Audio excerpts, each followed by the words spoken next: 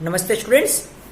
आज हम political science के अंतर्गत जो शिक्षण प्रविधि है उसमें बालोद्यान शिक्षण प्रविधि पढ़ेंगे। बालोद्यान, जिसको हम चिल्ड्रन गार्डन जो मेथड है उसके नाम से भी जानते हैं। ये क्या मेथड है, इसके बारे में सामान्य जानकारी सभी को पता है कि जब विद्यालय में वातावरण ऐसा निर्मित किया जाता है कि बालकों को शिक्षण के दौरान आनंद और मनोरंजन का अनुभव होता है। खेल खेल के माध्यम से जो शिक्षण करवाया जाता है ताकि बच्चों को यह नहीं लगे कि उनको एक तरह से बंदिशी में रखा गया है। उनको बड़ी आनंद और उत्साह के साथ जो शिक्षण करवाया जाता है वो इस बालोद्यान शिक्षण प्रविधि में आता है। आइए हम इस पद्धति को अच्छे से समझते हैं। बालोद्यान शिक्षण प्रविधि, इस प्रविधि की जो जन्मदाता है वो जर्मनी के शिक्षा शास्त्री फ्रॉबेल है। यानी कि फ्रॉबेल नामक जो शिक्षा शास्त्री है जिनका निवास स्थान जर्मनी है, वो उन्होंने इस प्रविधि का निर्माण किया है। अगर आप जानते हो तो हमारे भारत में भी जो गिजुभाई बधेका है उन्होंने भी मॉन्टेसरी पद्धति का सूत्रपात किया है। तो वो भी कुछ इसी तरह की पद्धति है जहां पर खेल खेल और मनोरंजन के माध्यम से शिक्षण का कार्य करवाया जाता है। उनको बच्चे मूंछों वाली माँ के नाम से भी जानते हैं। तो हम यहाँ पर इनके बारे में पढ़ रहे हैं। फ्रॉबेल जो इन्होंने इस प्रविधि का सूत्रपात किया, इन्होंने कहा था पाठशाला एक उद्यान है।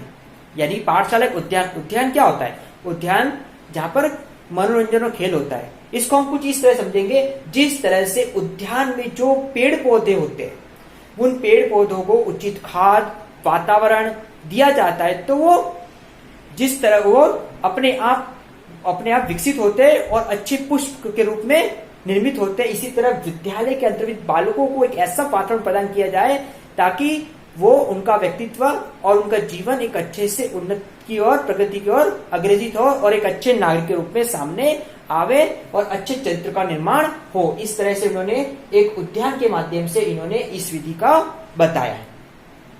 इन्होंने अपनी शिक्षण पद्धति में खेल को महत्व दिया है।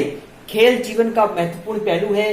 खेल के माध्यम से हम हमारे शारीरिक मानसिक जो स्तर है उसका ध्यान रख सकते हैं और उसको बेहतर तरीके से संपादित कर सकते हैं। तो आजकल के हम समय में देख रहे हैं कि बच्चे खेल से ज्यादा नहीं जुड़ते, मोबाइल में ही खेल खेलने और मोबाइल की गतिविधि में लग जाते हैं। लेकिन जो शारीरिक खेल होता है, जो मैदान में खेला जाने वाला खेल है, वो हमारे शारीरिक शरीर के रूप में बहुत अच्छा जरूरी है हमारे। इसलिए इन्होंने शिक्षण पद्धति में खेल को महत्वपूर्ण दिया है ताकि बच्चों खेल खेल में अपने शिक्षण को कर सके और जो शिक्षण के उद्देश्य है उन शिक्षण के उद्देश्यों को सही से पूर्ण किया जा सके। विशेषताएं, इस पद्धति की क्या विशेषता है? स्वतंत्रता।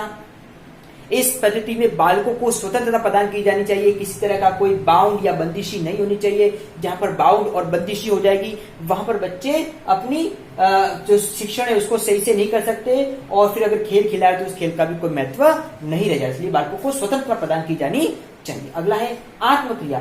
बच्चों की जो आत्मक्रिया है, बच्चे जो सेल्फ है, उस क्रिया को महत्वपूर्ण या उसकी क्रिया को महत्व प्रदान किया जाना चाहिए ताकि बालक अपनी आत्मक्रिया के माध्यम से सीख सके।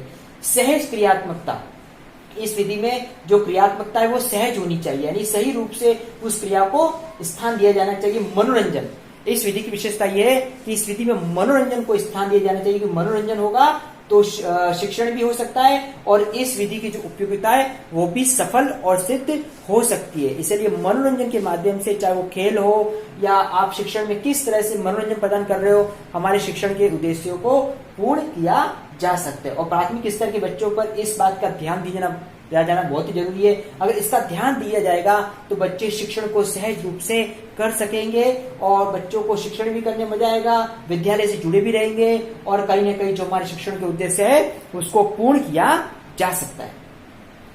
इस शिक्षा पद्धति के इन्होंने दो साधन बताए हैं। सबसे पहले गीत कथा और दूसरा कहानी अभिनय। यानी शिक्षण पद्धति, इस शिक्षा की पद्धति में क्या है कि गीत कथा यानी छोटे छोटे जो पाठ और वाक्य उनको गीत और कथाओं के माध्यम से पढ़ाइए। यानी एक लय तार से अगर हम किसी कंटेंट को पढ़ाते हैं तो बालकों को सीखने में काफी आनंद और उत्साह आएगा। इसलिए हमको इस बात का ध्यान दिया जाना चाहिए कि गीत और कथाओं को किस तरह से स्थान देना है और शिक्षण में किस तरह से इसके माध्यम से शिक्षण कराया जा सकता है। अगला है कहानी अभिनय। कहानी और अभिनय का अपना एक अलग स्थान है। कहानी और अभिनय, कहानी के माध्यम से मनोरंजन उत्पन्न होता है, बच्चों की जिज्ञासा आती है, बच्चों को रुचि का वातावरण मिलता है और बच्चा शिक्षण से जुड़ा हुआ रहता है। कहानी से एक अंदर से उमंग उत्पन्न होती है कि किस तरह से वो उसको सुने। तो जो श्रवण कौशल है, उस श्रवण कौशल का भी अच्छे से निर्माण होता है। साथ ही अभिनय, बच्चों को अभिनय करने का मौके दीजिए, अलग अलग जो पात्र बनाइए ताकि अभिनय के माध्यम से उनके अभिनय कला का निर्माण हो और जीवन में किस तरह से अपने आप को सामने लाना है, ये भी उसके अंदर एक भाव और व्यक्तित्व का निर्माण हो सके। तो ये जो गीत कथा है और कहानी अभिनय, इन दोनों के माध्यम से जो शिक्षण है, शिक्षण में रुचि स्थापित की जा सकती है और शिक्षण में आनंद और उत्साह का माहौल प्रदान किया जाना है।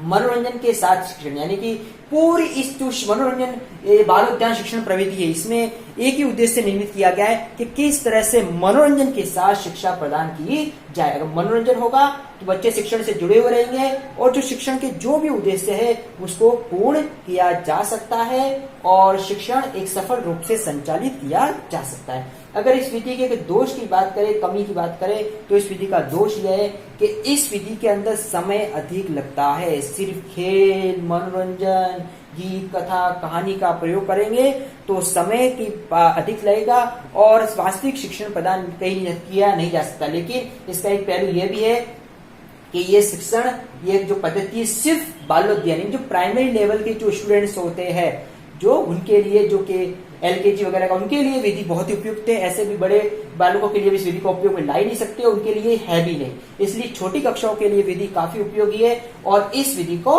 छोटी कक्षाओं में उपयोग में लिया जाना चाहिए।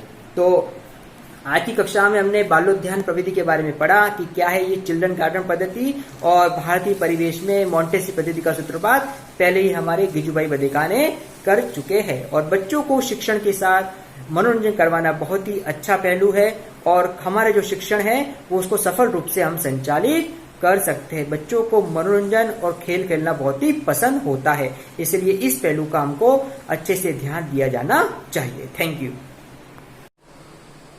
आपका गृह कार्य है बालोद्यान शिक्षण प्रविधि को स्पष्ट कीजिए। जो चिल्ड्रन गार्डन मेथड है उसके बारे में बताना है, जो आज हमने शिक्षण में समझा।